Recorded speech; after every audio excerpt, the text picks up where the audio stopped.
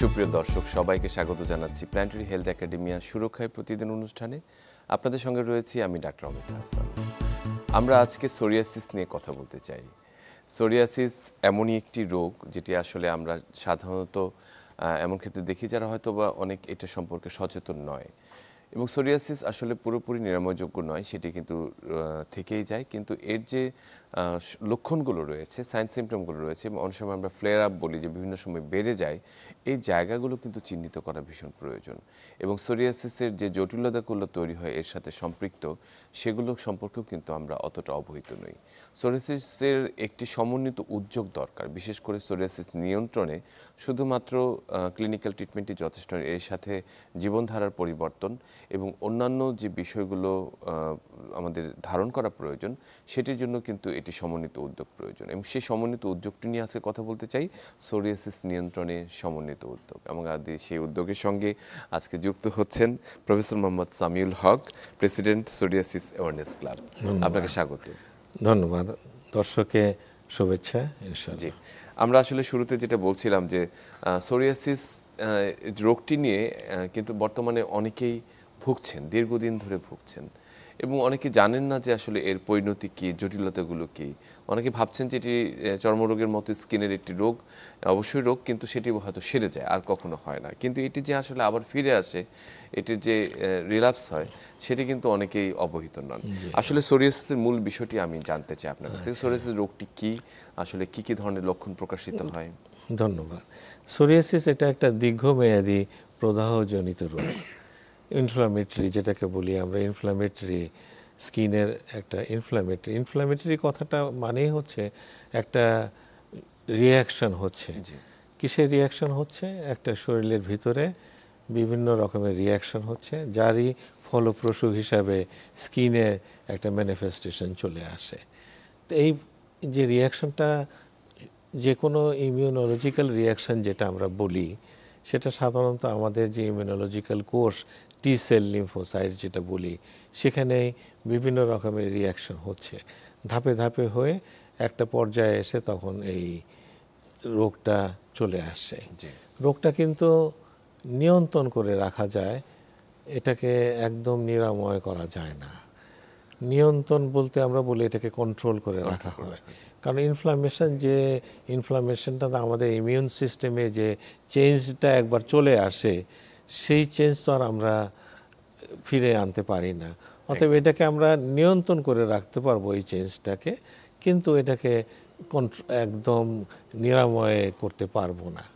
তাছাড়াও সোরিয়াসিসটা অনেকটা জেনেটিক ডিসঅর্ডারের সাথেও জেনেটিক্যালি আমরা বলছি, কারণ কিছু কিছু এখন বলা হচ্ছে যে সবার তো তাহলে সোরিয়াসিস হচ্ছে না কেন। একটা গ্রুপ অফ পিপল যাদের দেখা যাচ্ছে যে ওই জিনটা, স্পেসিফিক্যালি একটা জিন আমরা বলি, কিছু কিছু জিন আছে আমাদের, ওই জিনটা যাদের যাদের যে ফ্যামিলিতে বা যে গ্রুপে আছে, তাদের এই রোগটা দেখা দিচ্ছে বেশি। এটি একটি বিষয়, মানে এর সাথে একটু ফ্যামিলি হিস্ট্রিও আছে, জেনেটিক্যালি প্রিডিসপোজিং। আচ্ছা, সোরিয়াসিসের আসলে সাধারণত মানুষ একটা কখন আসলে এই লক্ষণগুলো দেখলে উনি বুঝতে পারবেন যে উনি আসলে এই রোগে আক্রান্ত হচ্ছেন? কি কি রোগ? সুন্দর কথা। আসলে সোরিয়াসিসটা আমরা চর্মরোগই তো বলি, তাই না?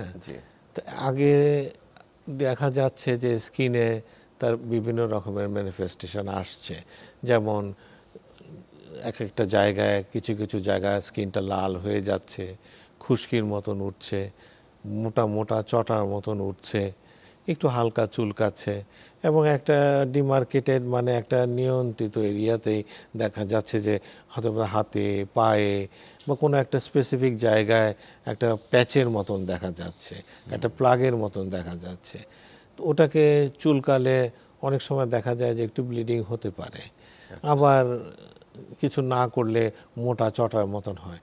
এটা আস্তে আস্তে, প্রথম তো যেখানে প্রেশার পয়েন্টগুলো হয় আমাদের, সেই জায়গাগুলোতে আগে বেশি দেখা যায়, কারণ প্রেশারের সাথে এটার একটা যোগাযোগ আছে। কারণের ভিতর, কারণ ঠিক বলা যাচ্ছে এখন তো স্পেসিফিক কারণ বলি না, তবে যে সমস্ত কারণে এই সোরিয়াসিসটা বাড়তে পারে বা দেখা দিতে পারে, সেটার ভিতরে একটা আমরা বলি ইনজুরি বা চাপ, প্রেশার। আমি যে কারো সোরিয়াসিসের টেন্ডেন্সি আছে, কোনো অসুবিধা, হঠাৎ একটা সার্জারি হলো, তারপরে দেখা যায় যে তার ওই সার্জিক্যাল পয়েন্টেই সোরিয়াসিসটা ডেভেলপ করে গেল। একটা পেশেন্টের হয়তোবা চুলকাচ্ছে, চুলকাতে চুলকাতে ওই জায়গাটাতে দেখা গেল যে সোরিয়াসিস চলে আসলো। হয়তোবা তার গলা ব্যথা হলো, জ্বর আসলো, তারপরে দেখা গেল যে তার সারা শরীরেই সোরিয়াসিসটা চলে আসলো। এটা একটা উপসর্গ, একটা কারণ। এগুলা স্পেসিফিক না, this are the risk factor হতে পারে বা কন্ট্রিবিউটিং ফ্যাক্টর যে সোরিয়াসিসটা চলে আসতে পারে। তো এখন আমাদের বিভিন্ন সারা শরীরেই কিন্তু সোরিয়াসিস আসতে পারে। স্ক্যাল্পে থাকতে পারে, স্ক্যাল্প মানে চুলের মাথা, সেখানে সেটাকে আমরা স্ক্যাল্প সোরিয়াসিস বলবো। আমাদের শরীরে যেখানে থাকবে সেটাকে আমরা প্লাক সোরিয়াসিস বলি। হাতে পায়ে, হাতের তালুতে, পায়ের তলায় যেটা থাকে সেটাকে আমরা প্লান্টার সোরিয়াসিস বলি। আমাদের জেনিটাল এরিয়াতে থাকে, আমাদের কুচি যে জায়গাটা আছে সেগুলা ভাঁজ যে সমস্ত, সেগুলাকে আমরা ইনভার্স সোরিয়াসিস বলি। তারপরে কিছু কিছু সোরিয়াসিস আছে যেটা খুব মারাত্মক আকারে দেখা দেয়, যেগুলো পাস্চুলার সোরিয়াসিস বলি। স্কিনে লাল হয়ে গেল, ব্যথা হয়ে গেল, তারপর জ্বর আসলো, তারপর দেখা যায় যে স্কিনে একদম পুজের মতন জমে গেল, এগুলাকে পাস্চুলার সোরিয়াসিস বলি। দিজ আর দি ভেরিয়েন্টস, আমরা সোরিয়াসিসের ডিফারেন্ট ভেরিয়েন্টস আমরা দেখি আজকাল। আমরা অনেক সময় দেখা যায় যে স্কিনের কোনো লেশন বা কিছু হলেই অনেকেই অতটা অবহিত থাকেন না। অনেক সময় দোকান থেকে, ফার্মেসি থেকে নিয়ে যে কোনো একটা ক্রিম অনেক সময় দীর্ঘমেয়াদী লাগাতে থাকেন, যে দেখি স্কিনের একটি রোগের মতো মনে করে থাকেন, যেটা ডার্মাটাইটিস। এই মানে কোন বৈশিষ্ট্যগুলো আসলে থাকলে আমরা দ্রুত ডাক্তারের কাছে যাওয়া উচিত, বা লেশনটা বিশেষ করে যদি সোরিয়াসিসের হয়, সোরিয়াসিসে তো আমরা বললাম যে একটা অনেক দিন থেকে একটা জায়গায় দেখা যাচ্ছে যে বারবার খুশকির মতন উঠছে, যাচ্ছে না, একটু ভালো হয়ে গেল আবার চলে আসলো, একটু ভালো হয়ে গেল আবার চলে আসলো, একদম চলে যাচ্ছে না। কিন্তু খুব সুন্দর ডিমার্কেটেড লাল খুশকির মতন, চটার মতন দেখা যায় যে এই জায়গাটাতে হলো, আশেপাশে ক্লিয়ার, একদম ক্লিয়ার, শুধু ওইটুক জায়গার মধ্যে আছে।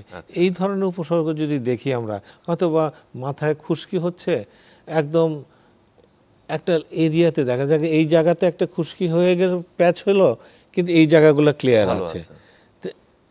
ভুরুতে এই জায়গাটাতে পুরোটা আসলো, এই জায়গাটা ক্লিয়ার। তো এইরকম একটা যখন উপসর্গ দেখা দিবে, তখন আমরা মনে করব যে এটা সোরিয়াসিস হতে পারে, এবং এটা যদি দীর্ঘমেয়াদী, তখন অবশ্যই ডাক্তারের কাছে একজন, এই ডিমার্কেশনটা দরকার যে আসলে একটা মানুষ কখন সচেতন হবে যে না আমার এটা যাচ্ছে না। যেমন এই ধরনের প্যাচ কিন্তু আমাদের অনেক ফাঙ্গাল ইনফেকশন, সেটাই বলছি যে একটা ফাঙ্গাল ইনফেকশন হতে পারে। একটা ফাঙ্গাল ইনফেকশন হলে ওটা চুলকাবে, কিন্তু এই ধরনের ডিমার্কেশনটা দেখা দিবে না। ফাঙ্গাল ইনফেকশন কী হবে, চারদিকে গোল হয়ে গেল, ছোট ছোট দানা দানার মতন হলো, মাঝখানটা ক্লিয়ার থাকলো, একটা রিংয়ের মতন হয়ে গেল। তো এই যে একটা রিংয়ের মতন, মাঝখানটা ক্লিয়ারের মতন, এটা দেখলে আমরা ধারণা করব যে এটা কি ফাঙ্গাল ইনফেকশন। হয়তো বা ফাঙ্গাল ইনফেকশনের জায়গাগুলো দেখা যায় যে কুচিতে থাকে, পেটের নিচে থাকে, তলপেটে, বগলে, এই সমস্ত জায়গা দিয়ে সাধারণত ফাঙ্গাল ইনফেকশন থাকে, চুলকায়। এটাকে আমরা দীর্ঘমেয়াদী বলি। ফাঙ্গাস কিন্তু আপনি চিকিৎসা করলে কিন্তু ভালো হয়ে যায়, চলে যায়। আপনি যে ঠিক মতো চিকিৎসাটা পেশেন্ট নেয় এবং চিকিৎসা করা যায়, ভালো হয়ে যায়। আবার ধরেন এক্সিমা, এক্সিমাও কিন্তু ওরকমই হয়, একটা জায়গায় খুব চুলকাচ্ছে, খুশকির মতন দেখা দিচ্ছে একটা, কিন্তু এক্সিমাতে কোনো নির্দিষ্ট বর্ডার থাকবে না, এক্সিমাটা ছড়ানো থাকবে। তখন আমরা বুঝবো যে এটা এক্সিমার দিকেই যাচ্ছে। এই কিছু কিছু জিনিস দেখলে আমরা বুঝতে পারি যে সোরিয়াসিসটা। আচ্ছা, জীবনধারার পরিবর্তন বা অনেক সময় যে কিছু খাবার, যেটা সোরিয়াসিস হলে অনেক সময় বলা যায় যে এর কোনো রেস্ট্রিকশন রয়েছে কিনা, অথবা কিছু ওষুধের কোনো প্রভাব রয়েছে কিনা। কিছু কিছু ক্ষেত্রে ওই যে আমি বললাম যে কিছু কিছু রিস্ক ফ্যাক্টর আছে, কিছু কিছু কারণে দেখা যায় যে সোরিয়াসিসটা বেড়ে যেতে পারে। যেমন ধরেন আমরা সবার না, কারো কারো হয়তো দেখা যাচ্ছে যে রেড মিট খেলে তার সোরিয়াসিসটা ফ্লেয়ার আপ করে যেতে পারে। তো সেই জন্য আমরা সোরিয়াসিস পেশেন্টে বলি যে তুমি রেড মিটটা খেও না। তারপরে ধরেন একটা পেশেন্টকে কিছু ওষুধের ব্যাপারে আছে, যেমন কিছু প্রেশারের ওষুধ আছে, কিছু অ্যান্টিডিপ্রেসেন্ট ওষুধ আছে, তারপরে কিছু কিছু ওষুধ যেগুলি আমরা সচরাচর বিভিন্ন রকমের চিকিৎসার জন্য দিয়ে থাকি, ওটা আমরা জানি যে এই ওষুধগুলো দিলে দেখা যায় যে সোরিয়াসিসটা বেড়ে যেতে পারে।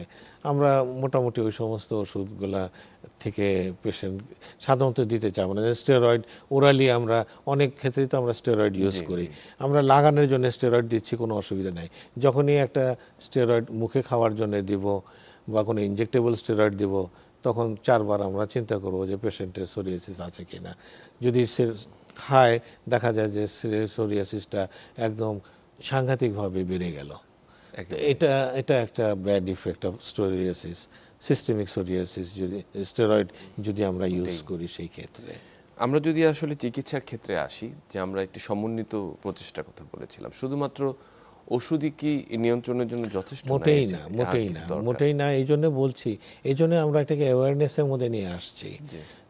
পেশেন্টকে জানতে হবে তার রোগটা কি, ডাক্তারদেরকে জানতে হবে এটার চিকিৎসা কিভাবে দিতে হবে, ফ্যামিলির লোকদেরকেও জানতে হবে যে সে কিভাবে তার ফ্যামিলিকে সাহায্য করবে। এটা একটা সমন্বয়, সবার একটা এফোর্টেই কিন্তু রোগটা ভালো হচ্ছে। আজকাল কিন্তু বলা হয় সোরিয়াসিস যে শুধু চর্মরোগ, তা না। সোরিয়াসিস রোগটা যেহেতু আমি বললাম যেটা একটা প্রদাহজনিত বা ইনফ্লামেটরি ডিজিজ, এটার সাথে রিলেটেড কিন্তু অনেকগুলো ডিজিজ আছে। যেমন আপনার প্রেশার, কার্ডিওভাস্কুলার ডিজিজের সাথে সোরিয়াসিসের, যে পেশেন্টের সোরিয়াসিস আছে তার হার্টের ডিজিজের রিস্ক ফ্যাক্টর ডাবল হয়ে যায়। যে পেশেন্টের সোরিয়াসিস আছে তার ডায়াবেটিসের চান্স হওয়ার বা ডায়াবেটিসটা বেড়ে যাওয়ার সম্ভাবনা প্রায় 2-3 গুণ বেড়ে যায়। তারপরে কিডনি রোগের সমস্যা হতে পারে, লিভারের রোগের সমস্যা হতে পারে, তার মেটাবলিক সিনড্রোম এর সমস্যা হতে পারে। তো সেই জন্য আজকাল আমরা সোরিয়াসিসটা শুধু চর্মরোগ বলি না, একটা সিস্টেমিক ডিজিজের মধ্যে চলে গেছে। আর্থ্রোপ্যাথি, সোরিয়াটিক আর্থ্রাইটিস, একটা 30% সোরিয়াসিস পেশেন্টের সোরিয়াটিক আর্থ্রাইটিস ডেভেলপ করে যায়। আর আর্থ্রাইটিস তো জানেন একটা সাংঘাতিক অবস্থা হয়ে যায়। তা এই যে রোগীটা দেখতে অল্প লাগলো সোরিয়াসিস, কিন্তু এই রোগীটা কিন্তু দিন দিন কিন্তু খারাপের দিকেই চলে যাচ্ছে। আস্তে আস্তে এখন হয়তো বা তার শরীরে কয়েকটা প্যাচ দেখা গেল, কিন্তু সে তো ভালনারেবল হয়ে গেল। তার সোরিয়াটিক আর্থ্রাইটিস হতে পারে, তার হার্ট ডিজিজ হতে পারে, তার কিডনির সমস্যা হতে পারে, তার ডায়াবেটিস, মেটাবলিক অনেক কিছুই তার হতে পারে, এবং তার মেন্টাল অ্যাগনি হতে পারে, সে স্টিগমাটাইজ হতে পারে। এটাও তো সমাজে, অফিসে যেতে পারছে না, কারোর সাথে হ্যান্ডশেক করতে পারছে না, লোকজন দেখলে তাকে সরে যাচ্ছে। সে তো আস্তে আস্তে তার লাইফস্টাইলটা থেকে সে নর্মাল লাইফে তো থাকতে পারছে না, সমাজে থেকে সে নিজেকে সরিয়ে রাখছে, আস্তে আস্তে সে সাইকোলজিক্যালি এফেক্টেড হয়ে যাচ্ছে। এই যে একটা বিরাট সমস্যা হয়ে যাচ্ছে, কিন্তু লং রানে দেখা যাচ্ছে যে তার অনেক কনসিকুয়েন্সগুলো আসতেছে, ব্যাড ইফেক্টগুলো তার আসছে। এবং আমরা চাচ্ছি যে early treatment, early intervention, early diagnosis করে যদি নিতে পারি, তাহলে যদি আর্লি ট্রিটমেন্টের মধ্যে যদি আমরা চলে যেতে পারি, তাহলে পেশেন্টের ওই মারাত্মক কনসিকুয়েন্সগুলো যাতে আর হবে না। একদম একদম, মানে এটি খুব গুরুত্বপূর্ণ একটি কথা বলেছেন, যে শুধুমাত্র কয়েকদিন ওষুধ খেলো আর রোগটা ভালো হয়ে যাবে, আর কোনো এই বিষয়ে কোনো আর সচেতনতা থাকলো না, সেটি নয়। এটি কিন্তু একদম ধারাবাহিক একটি সচেতনতা। আমি একটি কথা আসলে জানতে চাই, যে সোরিয়াসিসের ট্রিটমেন্টের কথা যদি আমরা জিজ্ঞেস করি, অনেক সময় যে ওষুধগুলো দেওয়া হয়, অনেক রোগীরা করে কিছুদিন ওষুধ খাওয়ার পর একটু যখন ভালো হয়ে যায়, তখন তার ওষুধগুলো আর খেতে চায় না, ডিসকন্টিনিউ করে। আবার কিছু ওষুধের সাইড ইফেক্টের কিছু পার্শ্ব প্রতিক্রিয়ার জন্য অনেকে ওষুধ খেতে ভয় পায়। মানে সোরিয়াসিসের বর্তমানে আধুনিক চিকিৎসা পদ্ধতিগুলো কি রয়েছে, কিভাবে করেছে? এখন কিন্তু সোরিয়াসিস আমরা বলি যে এটা খুবই কন্ট্রোল হয়ে গেছে। আমাদের চিকিৎসা অসম্ভব সুন্দর এখন পৃথিবীতে। আমার মনে হয় সোরিয়াসিসের উপরে ফার্মাসিউটিক্যাল কোম্পানিগুলো যে পরিমাণ অর্থ ব্যয় করছে, অন্য কোনো রোগের পেছনে এত খরচ করছে না। কারণ হলো নতুন নতুন ড্রাগস চলে আসছে, যেমন বায়োলজিক্স যেটা আমরা বলি। বায়োলজিক্সটা এটা একটা ম্যাজিক বলা যায়, এটা একটা ম্যাজিক বলা যায়। এবং ম্যাজিক কেন বলা যায়, এতদিন আমরা কিন্তু সিস্টেমিক ড্রাগগুলো ইউজ করতাম, যেমন মেথোট্রেক্সেট, সাইক্লোস্পোরিন, তারপরে অ্যাসিট্রেটিন। এই সমস্ত রোগগুলা কিন্তু আমাদের ইমিউনকে সাপ্রেস করতো ঠিকই, কিন্তু একটা একটা বিরাট ব্রড স্পেকট্রামে ইমিউনকে সাপ্রেস করে ফেলতো, যাতে দেখা যায় যে এই ওষুধগুলো ইউজ করলে সাইড ইফেক্টগুলো একটু বেশি হচ্ছে, পেশেন্টের বিভিন্ন রকমের সাইড ইফেক্ট দেখা দিচ্ছে। এখন যে স্পেসিফিক যে বায়োলজিক্সগুলো আসছে, এগুলা কিন্তু শুধু টার্গেটেড ড্রাগ। টার্গেটেড মানে ওই যে শরীরের কোষে যে জায়গাটাতে IL-23 বা IL-12 বা IL-17 যে স্পেসিফিক জায়গায় যে পরিবর্তনটা হচ্ছে এই রোগের, সেই জায়গায় যে ব্লক করছে, যার জন্যে অন্যদিকে আর তার কোনো সাইড ইফেক্টগুলো হচ্ছে না। যদিও ড্রাগটা এখন patent drug, it is a costly drug, কিন্তু একটা সময় আসবে তখন এটা অন্য ড্রাগের মতনই আমাদের বাজারে চলে আসবে, এবং this will be the very good treatment for the psoriasis patient. তাছাড়াও আরও অনেক ধরনের ট্রিটমেন্ট চলে আসতেছে। তো বায়োলজিক্স, এটা আমরা বলি যে সোরিয়াসিস পেশেন্টদের জন্য একটা ম্যাজিক নিয়ে আসবে, নতুন একটি আসলে ধারা উন্মোচিত হবে। আমরা সোরিয়াসিস নিয়ে, বিশেষ করে নিয়ন্ত্রণের সমন্বিত উদ্যোগ নিয়ে এবং হেলথের যে আসলে ইউনিভার্সাল বা সার্বজনীন যে স্বাস্থ্যসেবা নিয়ে কথা বলতে চাই আপনার সাথে, তবে তার আগে একটা ছোট্ট বিরতি নেব। ধন্যবাদ। সুপ্রিয় দর্শক, আমরা কথা বলছিলাম সোরিয়াসিস নিয়ন্ত্রণের সমন্বিত উদ্যোগ নিয়ে। সঙ্গেই থাকুন, ফিরে আসছি একটু পর।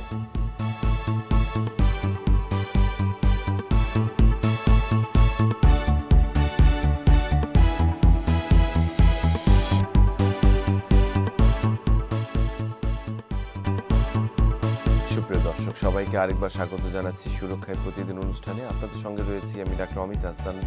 আমরা আজকে কথা বলছিলাম সোরিয়াসিস নিয়ন্ত্রণের সমন্বিত উদ্যোগ নিয়ে। আমাদের সঙ্গে যুক্ত আছেন প্রফেসর মোহাম্মদ সামিউল হক। আপনাকে আরেকবার স্বাগত। এবং আমরা যে প্রসঙ্গে কথা বলছিলাম যে সোরিয়াসিসের ট্রিটমেন্ট প্ল্যান, এবং আপনি আধুনিক যে চিকিৎসাটি বললেন যে বিভিন্ন ধরনের স্পেসিফিক বা বায়োলজিক্স ইউজ করা হয়ে থাকে, যেটি আসলে একটু ব্যয়সাধ্য, মানে সাধারণ মানুষের জন্য সীমার এখনো বাইরে। এছাড়াও আসলে সোরিয়াসিস নিয়ন্ত্রণে আরেকটি বিষয় আপনি ভাবনার কথা বলেছেন, যে সমন্বিত উদ্যোগের কথা, যে শুধুমাত্র ওষুধ দিয়ে এটিকে নিয়ন্ত্রণ করা আসলে এককভাবে সম্ভব নয়। তার জন্য এই যে আপনার একটি আমি কোট করতে চাই যে আপনি সোরিয়াসিস অ্যাওয়ারনেস ক্লাব একটি যুক্ত আছেন প্রেসিডেন্ট হিসেবে। এই সোরিয়াসিস অ্যাওয়ারনেস ক্লাব কেন, মানে এর প্রেক্ষাপটটি কি? ধন্যবাদ। অ্যাকচুয়ালি সোরিয়াসিস অ্যাওয়ারনেস ক্লাব আমরা 2017 সালে আমরা কিছু ডার্মাটোলজিস্ট একসাথে মিলে আমরা চিন্তা করলাম যে সোরিয়াসিসের যে একটা ভয়াবহতা, আস্তে আস্তে সোরিয়াসিস পেশেন্ট কিন্তু আমাদের দেশে অনেক, 100টা যদি লোক জড়ো করা হয় 3 থেকে 4 জন লোকের এই সোরিয়াসিস পাওয়া যাবে। এবং এখনো আমাদের তো স্ট্যাটিস্টিক্স বা আমাদের কিছু ডেটা তো নাই, তবুও দেখা যাচ্ছে 1 to 2% আমাদের দেশে সোরিয়াসিস কেস আছে। এবং জিওগ্রাফিক্যাল রিজনে দেখা যায় যে নর্থের দিকে একটু বেশি হয়, ঠান্ডা দেশে বেশি হয়, ইকুয়েটরাল বা ট্রপিক্যালে একটু কম হয়। এনিওয়ে আমাদের দেশে 1 to 2% কেস, যদি 1 to 2%ই যদি ধরি, তাহলে আমাদের দেশে কতগুলি পেশেন্ট থাকতে পারে? অনেক থাকতে পারে। তো এই যে পেশেন্টগুলো অ্যাকচুয়ালি তারা নেগলেক্টেডই থাকে, এবং আস্তে আস্তে তাদের দিকে তাকানোর এমন একটা পর্যায়ে তারা চলে যায় যে তাদের সাইকোলজিক্যালি এত এফেক্টেড হয়ে যায় যে তারা সমাজ থেকে একদম বিচ্ছিন্ন হয়ে যায়। এবং চিকিৎসা নিচ্ছে, ভুল চিকিৎসা হচ্ছে, প্রপার তাদেরকে অ্যাওয়ারনেস করা হচ্ছে না। এই ডাক্তারের কাছে যাচ্ছে, ফার্মেসিতে যাচ্ছে, তারপরে কোয়াকের কাছে যাচ্ছে, বিভিন্ন রকমের হার্বাল ওষুধ ইউজ করছে। তাতে দেখা যাচ্ছে যে অসুখ তো ভালোই হচ্ছে না, বরঞ্চ অসুখের যে সাইড ইফেক্টগুলো সেগুলোও বেড়ে যাচ্ছে, সাথে সাথে তার পার্শ্ব প্রতিক্রিয়াও আরও বেড়ে যাচ্ছে। তো এই যে রোগীদের থেকে আমরা চিন্তা করলাম যে না, এদেরকে একটা লাইনে আমাদেরকে আনতে হবে। যদিও অনেক রোগী আছে, কিন্তু এই রোগটার ভয়াবহতা কিন্তু ভবিষ্যতে অনেক বেশি হবে। সেই ধরনের চিন্তা করে আমরা কিন্তু এই ক্লাবটা তৈরি করি। চোখের সামনে আমরা দেখছি যে রোগীকে আমরা কিছুই করতে পারছি না, চোখের সামনে রোগীটা আস্তে আস্তে কমপ্লিকেশনে মারা যাচ্ছে। খুব কম মারা যায়, কিন্তু মারা তো যায়।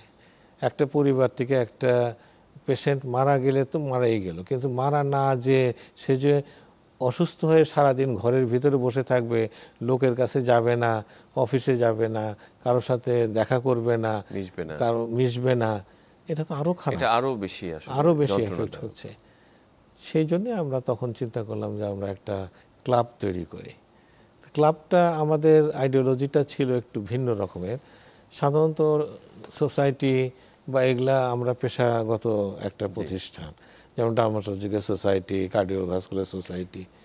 আমরা চিন্তা করলাম যে না, আমরা এমন একটা জিনিস তৈরি করব যেখানে আমরাও থাকব, আমাদের সাথে পেশেন্টরাও থাকবে, আমাদের সাথে সমাজে যারা সমাজ সেবা করে তারাও থাকবে। এই একটা প্ল্যাটফর্ম নিয়েই আমরা এই প্রতিষ্ঠানটা তৈরি করব।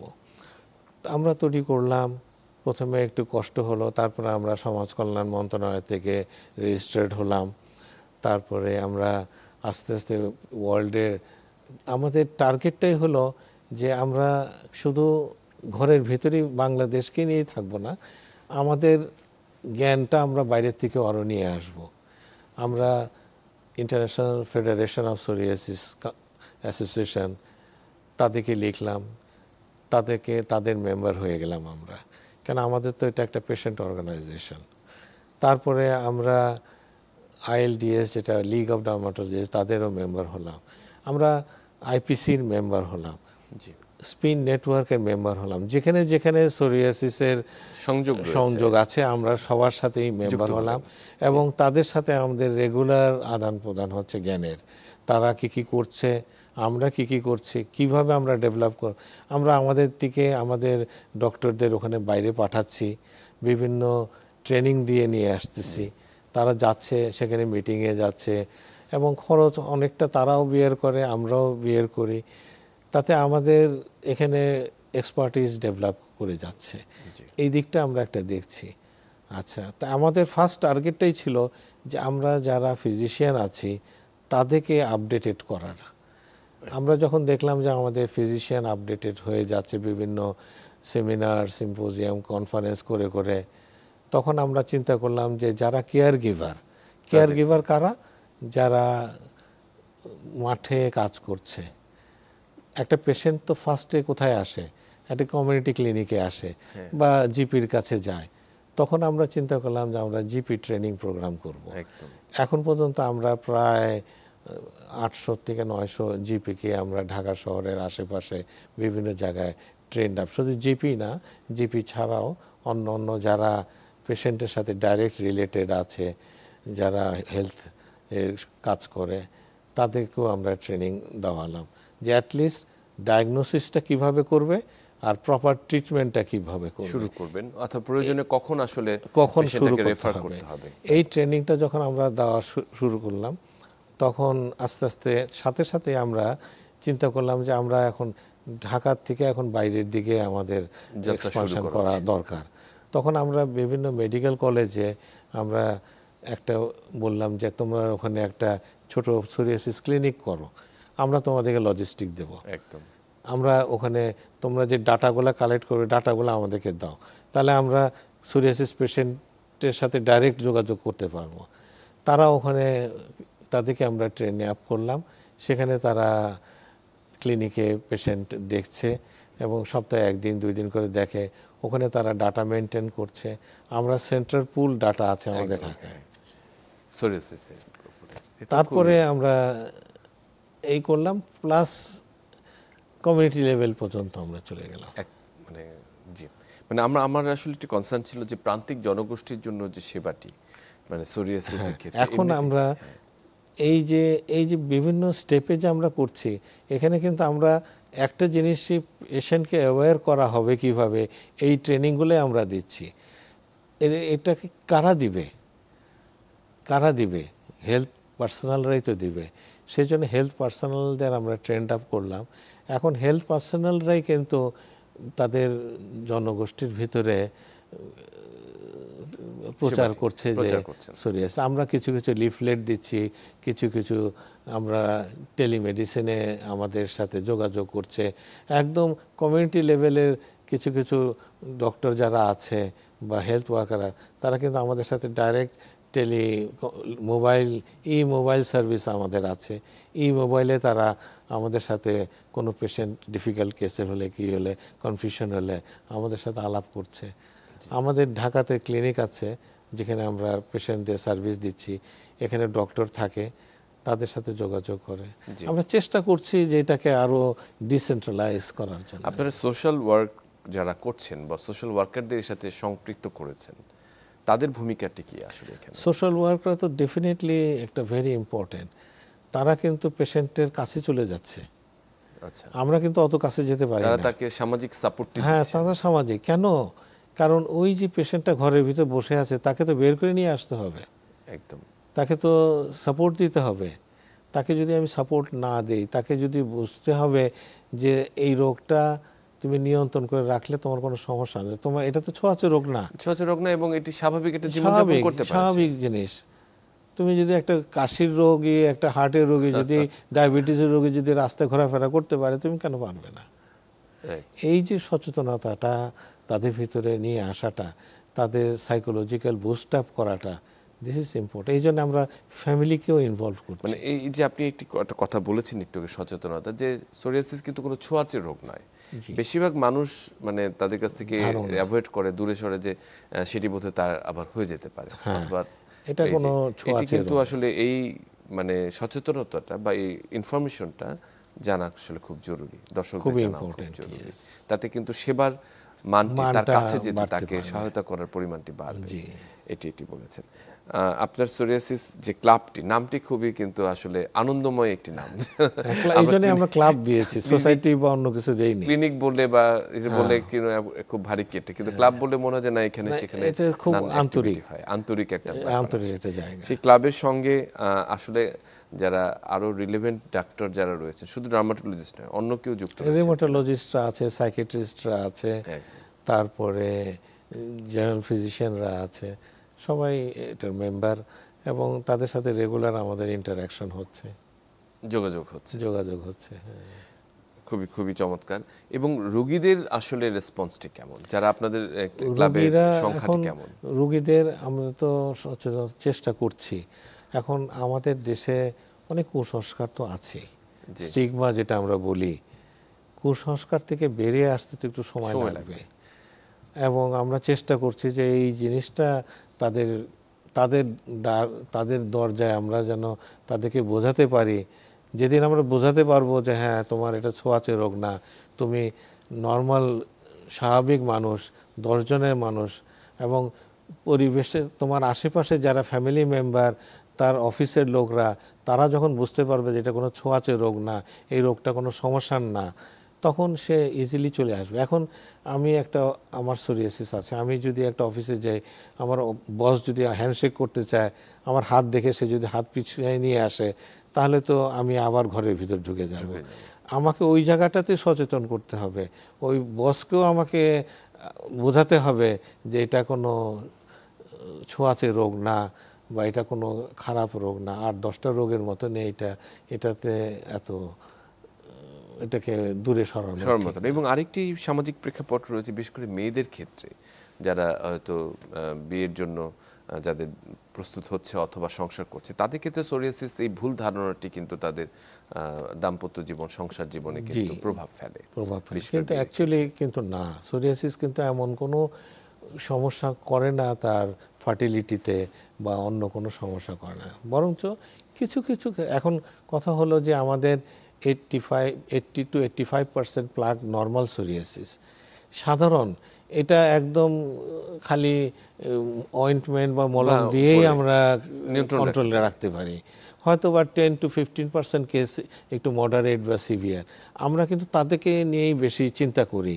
কিন্তু বেশিরভাগ রোগী কিন্তু সাধারণ, অল্পতেই তাদের চিকিৎসা হয়ে যাচ্ছে। এবং এটা ধরেন কিছু কিছু ড্রাগস আছে, ওষুধ আছে, সেগুলি হয়তো বা তার প্রেগনেন্সি নেওয়ার সময় তাকে ড্রাগগুলা বন্ধ করে দিতে হয়, তাকে একটু পরামর্শ দিতে হয়, তাকে বলে দিতে হয় যে এই ড্রাগগুলা ইউজ করলে তুমি এতদিন পর প্রেগনেন্সি নিতে পারবে বা এতদিন আগে বন্ধ করে দিতে হবে। দিস ইজ মাচ, কোনো সমস্যা হয় না। সেটি যথার্থ বলেছেন। আমরা যদি আন্তর্জাতিক পরিমণ্ডলে আমি জানি যে ইন্টারন্যাশনাল লিগ অফ ডার্মাটোলজি যেটি রয়েছে আইএলডি, সেটি থেকে আপনাকে হিউম্যানিটেরিয়ান গ্রাউন্ডে একটি পুরস্কার আপনাকে প্রদান করা হয়েছে। আপনার জন্য অভিনন্দন জানাচ্ছি আমরা। আসলে এই ইন্টারন্যাশনাল যে অর্গানাইজেশনগুলো রয়েছে তাদের একটি প্রভাব নিশ্চয়ই এই ক্ষেত্রে রয়েছে আমাদের। হ্যাঁ, আমরা কিন্তু বললাম তো, আমরা তো বাইরের বিশ্বের সাথে যোগাযোগ রাখছি এবং তাদের যে সমস্ত তাদের যে এজেন্ডাগুলো আছে, অ্যাক্টিভিটিসগুলো আছে, তারা যে শুধু তাদের দেশের জন্য না, তো এটা তো ইন্টারন্যাশনাল, সবার জন্য। এখন আমরা ওটাকে ইউজ করতে চাচ্ছি, তারা যেভাবে আগাতে চাচ্ছে আমরা সেইভাবেই আগাতে চাই। কারণ তারা তো অনেক পরীক্ষা করে অনেক কিছু করেই তারা তো ট্রায়াল করার পরেই তো এটা। আমাদের দেশে আমরা চাচ্ছি যে আমাদের মানটা ইন্টারন্যাশনাল। আমি এই জাতীয় ন্যাশনাল পলিসির ব্যাপারে একটু বলতে চাই যে একটু ন্যাশনাল সোরিয়াসিসের ব্যাপারে একটি জাতীয় একটি গাইডলাইন বা ন্যাশনাল পলিসি এবং এটা সর্বজনীন, সংক্ষেপে আমরা একেবারে শেষ মুহূর্তে। আচ্ছা, গাইডলাইন, আমরা একটা নিজস্ব গাইডলাইন তৈরি করেছি, যে গাইডলাইনটা আমাদের সোরিয়াসিস অ্যাওয়ারনেস ক্লাবের থেকে তৈরি করা হয়েছে। এটা 3rd এডিশন হয়ে গেছে এবং আমরা আপডেটেড করেছি, যত ফিজিশিয়ান আছে সবার কাছে এটা পৌঁছে দেওয়ার জন্য। আপনাকে অসংখ্য ধন্যবাদ আমাদের সঙ্গে এতক্ষণ যুক্ত থাকার জন্য এবং সোরিয়াসিস নিয়ন্ত্রণে সমন্বিত উদ্যোগটিকে আরও বেশি বেগবান করার জন্য ধন্যবাদ। সুপ্রিয় দর্শক, আমরা এতক্ষণ সোরিয়াসিস নিয়ন্ত্রণে আমাদের সমন্বিত প্রচেষ্টার কথা শুনলাম, বিশেষ করে সোরিয়াসিস অ্যাওয়ারনেস ক্লাবের কথা শুনেছি। এবং এই শব্দটি, বিশেষ করে অ্যাওয়ারনেস বা সচেতনতার বিষয়টি কিন্তু ভীষণভাবে গুরুত্বপূর্ণ। যারা সোরিয়াসিসে আক্রান্ত আছেন বা হয়েছেন তাদের জন্য এই নিয়মিত ফলো আপটি এবং তাদের জীবনধারার পদ্ধতি, যে ওষুধ বা খাবারগুলো যেগুলো প্রয়োজন রয়েছে সেগুলো গ্রহণ করা এবং যেগুলো না করা হয়েছে সেগুলো থেকে বিরত থাকা, একই সঙ্গে স্বাভাবিক জীবনযাপনের জন্য যে চেষ্টাগুলো করা উচিত, সে সব কিছু মিলেই কিন্তু এই সমন্বিত উদ্যোগ। সবাই ভালো থাকবেন, সুস্থ থাকবেন।